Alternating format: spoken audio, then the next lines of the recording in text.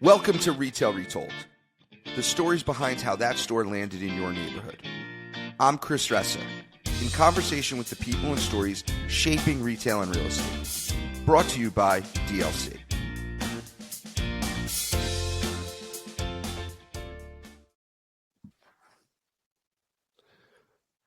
Welcome to Retail Retold, everyone. I'm your host, Chris Ressa, and thank you for joining me today. So this episode is going to be a unique one. I gave a little indication on past episodes that I would be attending the Bed Bath & Beyond Bankruptcy Lease auction. I had never attended one before, and it was a huge learning experience. And I thought I would share a little bit about my experience and some insights. So here we go.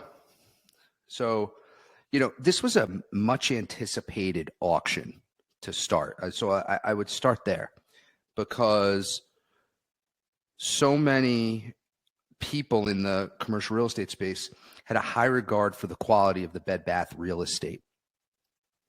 So that's number one. Number two, there's been a record low inventory on the market for available space in this size range. And there's been unprecedented tenant demand for this. So there was an assumption that people were going to attend to buy the leases at auction so that they could access real estate that might otherwise not be accessible. I would argue that ended up turning out to be true. There was about 375 leases available. 153 of the leases received bids. So that was, and compared to like the Tuesday morning bankruptcy, which received, which sold like 30 of the 200, it was like just north of 10% of the leases got sold. And I had mentioned, I thought that was a really interesting one and potentially a really strong showing in the Tuesday morning because there was like 30 stores, 30 leases sold, but it was in like 19 different states. So it just showed the magnitude of that, the low vacancy and low availability of space is widespread throughout the United States as it relates to open air retail. So this was heavily anticipated. So myself, internal counsel, and bankruptcy counsel had met prior to this bankruptcy lease auction. And so the first thing that you had to do is you had to submit a qualified bid. And there was procedures by which you had to follow to submit a qualified bid. You submitted the bid, and then after the bid was received, which is you had to submit the bid by Thursday, they let you know if you had a qualified bid by that Saturday. Now keep in mind the following Monday was the auction. So at that time, unless you did made a lot of calls, coming into Monday, you didn't know if there were other bids on your space. You had known that your bid was qualified and that if accepted, after that you made the offer, you would have to execute on that purchase. You would have to honor your bid. So to walk through the doors, you would have had to have made, at the auction, you would have had to have already made a bid. Otherwise, you couldn't get through the doors. So you submit the bid, and then you also tell them, and I didn't realize that our bankruptcy counsel did this for us. They tell them who from your party will be attending the auction. And so I show up on that Monday, and you could have shown up in person or virtually via Zoom. They made that an option. And the first phase of that, so back up. So you show up, they check you in. After you check in, you go in, and there's one main room, and then there's some breakout rooms for some people. I've been talking with the bankruptcy group prior about, potentially making large package bids, or if they were a landlord a creditor that had a large number of locations. And then you go into the big room. There's no assigned seating. They have tables. Tables have mics. Think of it like a big room. And in that room, there was a bunch of tables. And at the front of the room, a huge screen for video. And then the auctioneer, a couple people from the bankruptcy counsel, a couple people from the restructuring group, A&G, at that in the front. And again, I had never been here and trying to understand what this is going to be like. So now I had a lot of information. I knew a lot of the Bed Bath leases. I knew what the rents were because that was public because they were, saying that these were open for sale. So they start about on time. We're sitting there, and then they say that the auction, they're going to start. There's like 4 phases that they were doing. There was bids that were what they deemed to and thought to be a landlord only, so at least that was bid on by only a landlord. And then there was bids that were tenant only. And then there was bids that were competitive, where there was locations that had multiple bids. And then there was a package bid at the end that they say for the end. So, and it would work like this. It would work like the highest qualified bid, if there were multiple, but if there wasn't, was there, and anyone else in the room could bid on this. And they chose like 25,000 increments to bid the lease. So if it was, for round numbers, $100,000, the next bid they were looking for was at least 125. Now, they didn't have to accept your bid, and there were some they didn't. They thought they might get higher at a later date. And so there's a future auction. And, stay tuned for later episodes to hear about that. But there were some massive takeaways for me. So, and let's talk about it. And then I just sat there the day and saw how people bid and what happened and who won what and how this whole process runs. So there's massive takeaways. One, simple one, but I think really important. Actually, before I get into that, let's back up. I've had a lot of questions lately. I'm going to answer this.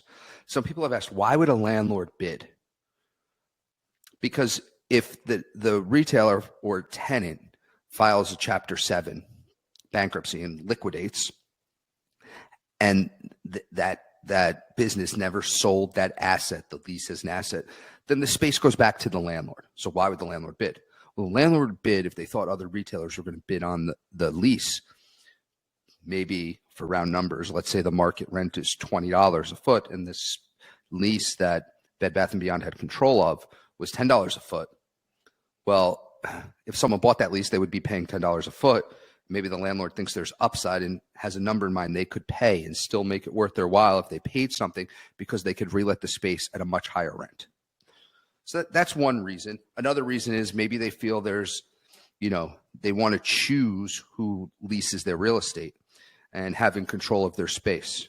Or maybe they have a whole redevelopment planned and they can't afford to someone to buy this lease, and this is the opportunity to get their redevelopment going. So there are multiple reasons. Okay, so those are the 3 reasons that a landlord would buy. Now let's back up. So what are my takeaways? So 1, there was a virtual option for this, and some people it worked fine. You could just tell by how some of the questions that the people on the phone were asking that it was hard to get the entire gist of what was happening in the room by being states or towns, however far away they were, but virtually, because they were only on audio, they weren't seen. And so I thought there was a serious competitive advantage by being in the physically present. I also thought one of the things that happened is, if you only made like a bid or 2 on 2 locations, you were hopefully given some time slots. I don't know if that happened or not, but if you were in and out, I think you lose context of everything. Like if you're learning about how people are bidding on assets that aren't the one that you're bidding on, there's a lot of takeaways, and it's hard to see that if you're in and out. Meaning like you put pause on your Zoom, then you go handle a phone call while the auction's still going on, but you're not in person, so you could multitask. I don't think that's the way you should play this, but it works for some. But if, my lesson is unless you're forced virtual, if you have the opportunity to be present, I think you should. Majority of the people typically will be, especially if it's one of this magnitude. 2, not all the bids were accepted. So if they felt that they could get more by taking it to a different, to an auction at a later date or doing something else, the goal of the business that's filing or filed is to maximize the value of the estate. They're going to do whatever it takes to do that. If they think they have an asset that's worth more than you do, just because you bid, that doesn't mean you're going to win, even if there are no other bidders. So remember, the goal is for them to maximize the value of the estate. It's not to just, clear their books of assets. There might be some assets that they feel, and I'm not just talking leases per se, even though that's the focus of what this auction was, but it really resonated with me. They're focused on maximizing the value of the assets, not necessarily like just clearing the books. And then the third piece was, at least in a lease auction, if you buy multiple leases, meaning, and you're spending more money in theory than others, the leverage is in your favor. Hands down, the leverage is in your favor. And so I think this was one of my biggest takeaways that I didn't realize. It makes sense now that I'm talking about it out loud, but I just didn't realize going in, like, if I was competing against someone and I was bidding on one who's bidding on 20, and one of theirs was mine, the likelihood that they're going to let me win that, if it meant that it blew up the 20 store package, obviously whatever the dollars people bid matter in that, but it's unlikely that my one location's bid would surpass the 20 that another person bid. And so people bidding on multiple locations, and if they let the people in the auction who are running the auction process know beforehand, and that maybe and that was, especially if that was the qualified bid, multiple locations, and you're bidding on one or two, and one of your two are in that package that was bid on, you have an uphill battle. So those who bid on multiple locations at once as a package have the leverage. So again, I gave you some reasons why a landlord bid. I thought that might be interesting. 1 was to maximize the rent. 2 is they get to decide on who goes into their own property. And 3 was if there was a redevelopment and they needed control just to, do something for a redevelopment. Then the three big takeaways. 1, I think being in person has an upper hand over being virtual. 2, the goal of the auction is to maximize the value of the estate. And number 3, he or she who has a package of deals has the leverage. So that's what I got for today. I found it a fascinating and educational experience. What are some other things? I saw some other things, like there was, someone who was selling a center and someone who was buying a center, both bidding on a location. It was really weird.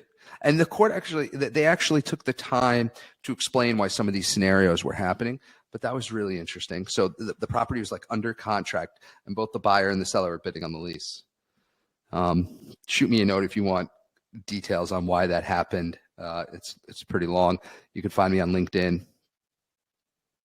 And so there were multiple. It was interesting to see how people were running math around the problem on how much they could pay, and everybody's math was different, which was fascinating. It was interesting to see which properties had not only significant volume of bidders, which was the case, but also that went for such a high value in dollars. And to see those scenarios was a really interesting case. Yeah, like, right, from an acquisition perspective, like I sat there one time and there was like someone was sitting next to me, and there was, you know, this wild number of people bidding on this one location, and then the value also got high. Someone's like, "Oh, get this. What do you think of this?" I said, "What do I think of this? I need to find out how to buy this shopping center. This is crazy. I didn't realize everyone wants to be in such and such town in such and such center. You got to own that dirt." So it was a really, really interesting experience. So anyways, hope everyone had a great 4th of July and is off to a great summer.